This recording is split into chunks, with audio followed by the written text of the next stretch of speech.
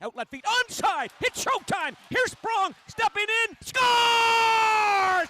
Daniel Sprong! McDonald will get an assist as well. They thought about freezing it. Deschain sees Sprong take off like a bullet. And Sprong has had numerous breakaways, no mistake, top cheddar. And it's 1-0. 150 into this hockey game. The fans are into it at the Eastlink Center, and Daniel Sprong off the right side. Here's going to be Plante trying to step in, goes to the inside, toe save made. Islanders inside the attack zone.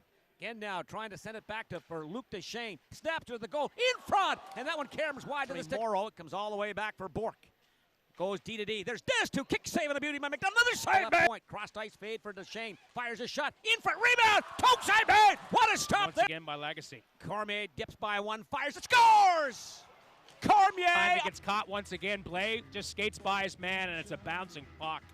Takes a terrible hop in front of McDonald and up and over the blocker. And a big save at one end of the ice and a flyby in the defensive zone. Can ill afford to do that, and Cormier gets a shot off. And it's a rolling one. Skip just in front of Mason McDonald. Again, we'll make a pad save. Here's Dufart Plante again with a shot. Scores! Recontrols and then just goes bar down, high to the glove side. McDonald doesn't see it at 17:59. Well, Islanders puck possession and just fooling around with it. Thompson turns it over, and Dufart Plante fires a shot. Vanier with the screen, a perfect one for the Oceanic. McDonald doesn't see it, and he can see it. Looking for Balmas, top of the right circle, down low, near corner. Receives again. Balmas steps in, scores! Mitchell Balmas! He's not going to dish it off this time. Balmas opens up, just fires a shot.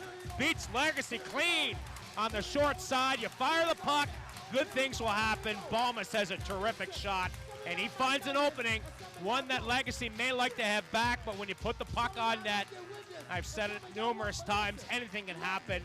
And a big goal for the Islanders, the second unit, and Mitch Balmas, the 17-year-old, gives them their second lead of the hockey game.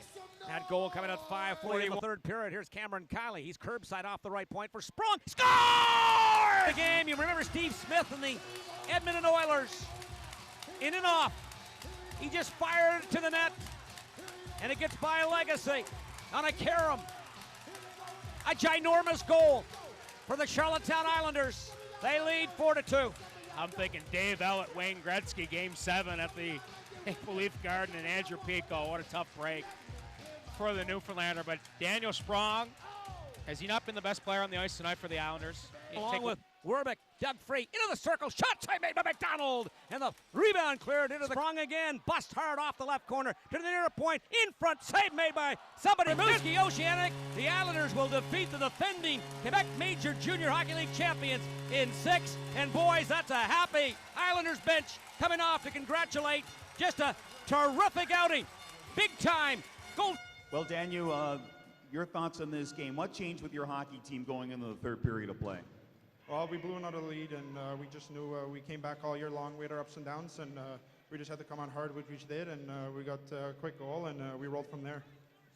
Talk about your second goal. Are you trying to bank that off of the defenseman's skate? What was your options? What were you thinking about right there? I got it from Cam, but I couldn't put a puck in the net if my life depended on it the first 4 or 5 games, so I just wanted to put pucks on net, and I got a lucky bounce, but we had a lot of great chances, and I was fortunate that one went in.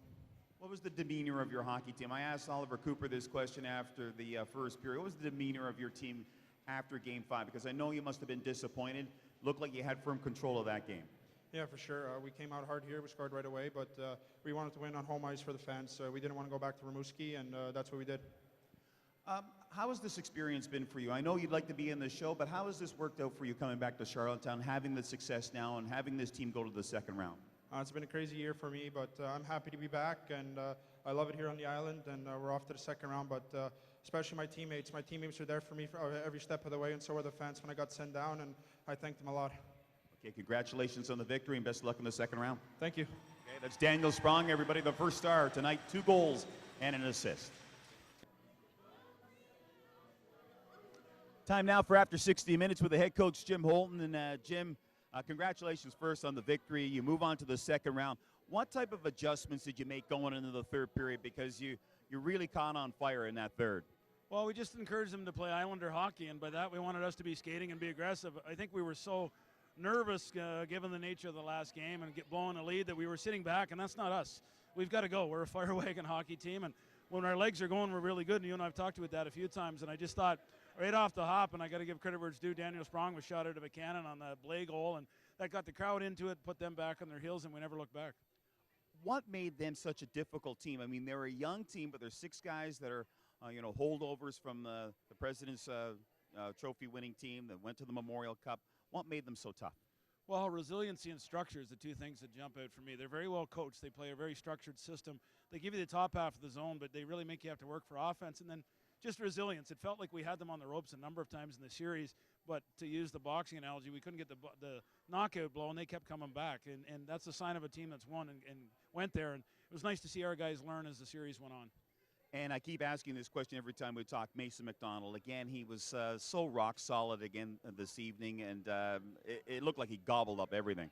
Yeah, I mean, that's the word that comes to mind. Your expression, rock solid, is the perfect explanation of how he played. And he just had that air of confidence about him tonight. And the only way they beat him was on a couple bad breaks. But it was nice that we picked him up. And again, he is that rock back there. I mean, we build off of him. Our confidence seems to carry on as he plays well. So hopefully it can continue on in the second round. The options now could be either Shawinigan or St. John. Just a brief synopsis on both those teams. Well, a little bit of difference. Shawinigan we don't know as well, but we had a real playoff-style game last time in there. We lost 3-1 with an empty netter. A lot of firepower. They loaded up at the deadline. A very, very good skating club. St. John's we know quite well. Again, depth is the big key there with a real mobile back end. They've got the high-profile back end, but you know what? We'll take either one of them right now. We're just happy to be moving on. Okay, well, congratulations on the victory, and congratulations on moving on to the second round. Thanks very much. That's the head coach, Jim Holton, and that was after 60 minutes.